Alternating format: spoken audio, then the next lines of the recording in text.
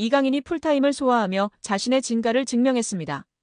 파리 생제르맹은 11일 오스트리아 잘츠부르크에 위치한 레드불 아레나에서 열리는 유럽 축구연맹 챔피언스리그 리그 페이즈 6차전에서 잘츠부르크에 3대 0으로 이겼습니다. 먼저 앞서 나간 건 PSG였습니다.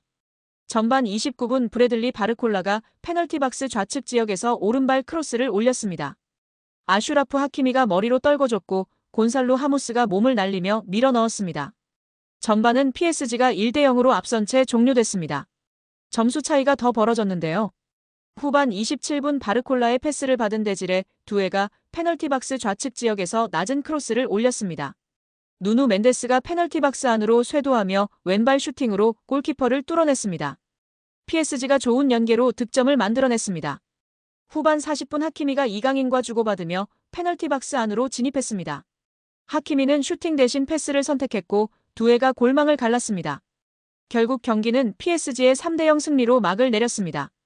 이날 이강인은 선발로 나와 우측면을 책임졌습니다. 이강인은 우측면과 중앙을 오가며 기회를 잡았습니다. 하키미와도 좋은 호흡을 보여주며 위협적인 공격을 전개했는데요. 여러 차례 기회가 있었지만 공격 포인트를 만들어내는 데는 바르콜라가 입안까지 넣어준 크로스를 말아먹어 실패했습니다. 축구 통계 매체 소파스코어에 따르면 이강인은 풀타임을 소화하면서 벗어난 슈팅 1회, 드리블 3회, 볼 터치 94회, 패스 성공률 89%, 키패스 3회, 크로스 2회, 롱볼 4회, 결정적 기회 창출 2회, 지상 경합 5회 등을 기록했습니다. 평점은 7.9점으로 공격진 중 가장 높았습니다. 여기에 이강인 선수의 미친 활약이 축구 커뮤니티에서 화제가 되고 있는데요. 하키미와의 환상적인 연계 힐킥 패스와 바르콜라에게 떠먹여준 크로스, 그리고 환상적인 강인턴으로 수비수 2명으로 허수아비로 만들어버렸습니다. 진짜 축구 센스와 천재성이 돋보이는 장면들이었는데요. 국내 축구 팬들은 물론이거니와 해외 축구 팬들도 난리가 난 상황입니다. 이강인 선수의 기술은 정말 세계적인 수준이라는 것을 부인할 수 없다는 것이 다시금 증명되었습니다.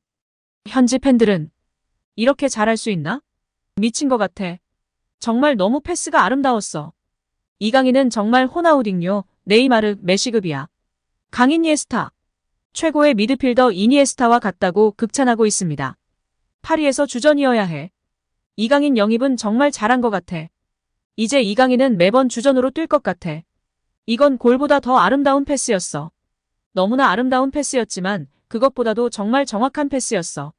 그의 골 궤적, 기술력, 슛파워 너무 좋았어. 마치 로베르토 카를로스 같았어. 메시의 다른 버전을 보는 것 같아. 파리에서 계속 주전이어야 해. 그럼 나중에 음바페처럼 정말 중요한 선수가 될 것이야. 그런데 엘리케가 걱정이야. 얘는 정말 물건이야. 정말 중요한 역할을 할 선수야. 와우, 진짜 잘하네. 이에 팬들은 완벽한 패스였다. 파리 생제르맹의 다이아몬드다. 한국 축구의 미래다. 위대한 골이다. 매의 눈이다. 시야가 정말 대단하다. 강인이는 논쟁의 여지가 없는 뛰어난 선수이다. 파리에서 우리에게 가져다 줄 것들이 정말 많을 것 같아. 등의 반응을 보였습니다. PSG의 동료들도 인정했습니다. 이강인의 시야와 정확도는 PSG에서도 정상급이라는 극찬을 들으며 화제입니다. 프랑스 베팅업체 파리온스 스포츠는 유튜브 채널에 2개의 쇼츠 영상을 올렸습니다. PSG의 미드필더 비티냐와 공격수인 브래들리 바르콜라가 각 부문별로 PSG에서 뛰어난 선수를 뽑는 것이었습니다. 두 선수는 오른발을 잘 쓰는 선수, 신체 능력이 뛰어난 선수, 시야가 좋은 선수 등 10가지 문항에 답했습니다. 이강인은 두 선수의 선택을 받았습니다. 비티냐는 시야가 좋은 선수의 이강인을 뽑았고 바르콜라는 정확도가 높은 선수의 이강인을 선정했습니다. 두 선수는 이외에도 오른발을 잘 쓰는 선수로 킬리안 음바페를 선정하는 등 공통된 답변을 내놨습니다. 비티냐와 바르콜라는 이강인의 동료이자 경쟁자라고 할 수 있는데요. 경쟁자인 두 선수가 이강인을 뛰어나다고 선정해 이 선택이 의미 있다고 할 수 있습니다. 비티냐는 중앙 미드필더, 바르콜라는 좌측 윙어로 뛰지만 이강인은 두 포지션을 모두 소화하기에 경쟁하는 선수들입니다. 이강인은 PSG에서 공격진의 거의 모든 포지션을 소화하고 있습니다. 최전방 공격수를 제외하고 중앙 미드필더부터 좌우 윙어까지 모두 뛰고 있습니다. 하모스가 부진할 때에는 최전방 공격수 자리에서 폴스나인으로도 뛰었습니다. 그만큼 멀티플레이어 능력이 뛰어나고 다재다능하다는 것을 알 수 있습니다. PSG의 루이스 엘리케 감독 역시 이강인을 인정했습니다. 엘리케 감독은 이강인의 역할을 정해두지 않으며 그는 멀티플레이어로 뛸 수 있어 활용도가 매우 높다고 말했습니다. 이강인은 이번 시즌을 앞두고 스페인의 마요르카를 떠나 프랑스의 명문 PSG로 둥지를 틀었습니다.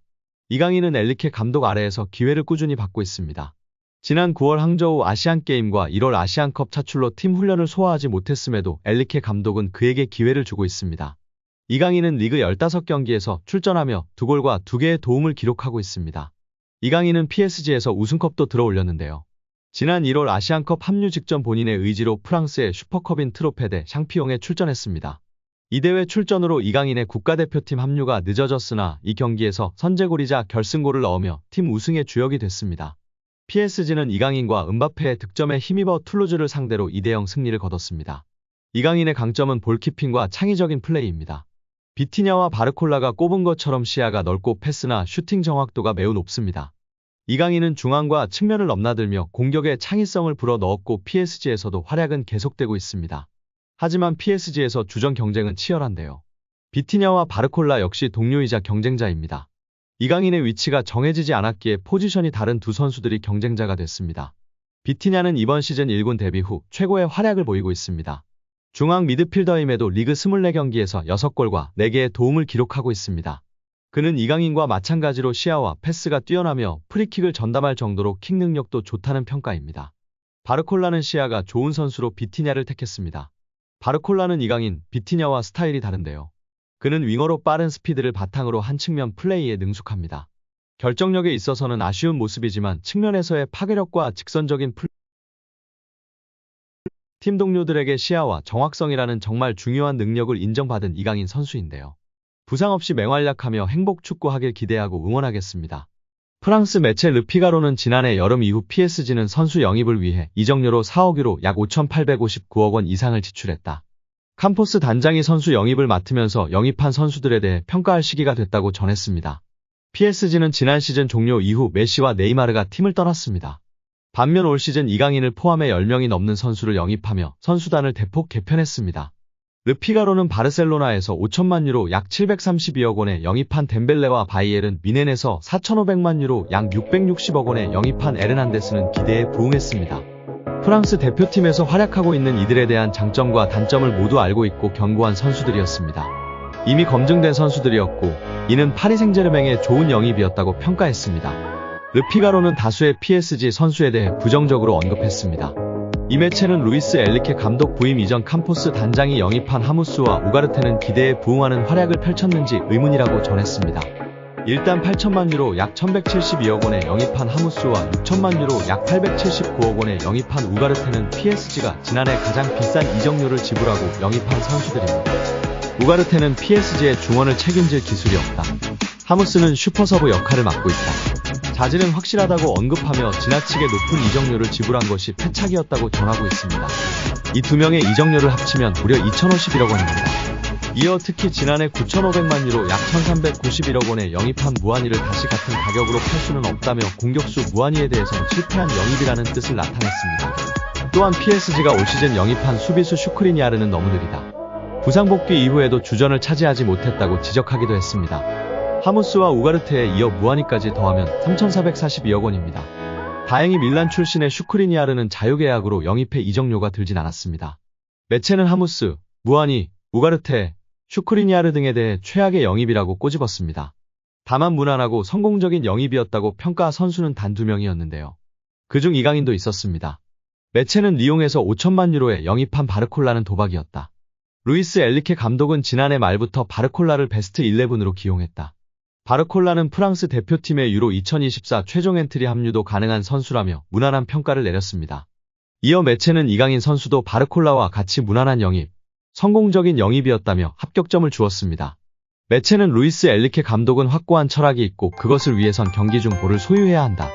이강인은 은바페만큼 많은 유니폼을 판매할 수 있는 장점도 있다. 볼을 소유할 줄 아는 선수였다. 이강인은 확실히 유용한 선수였다는 뜻을 나타냈습니다.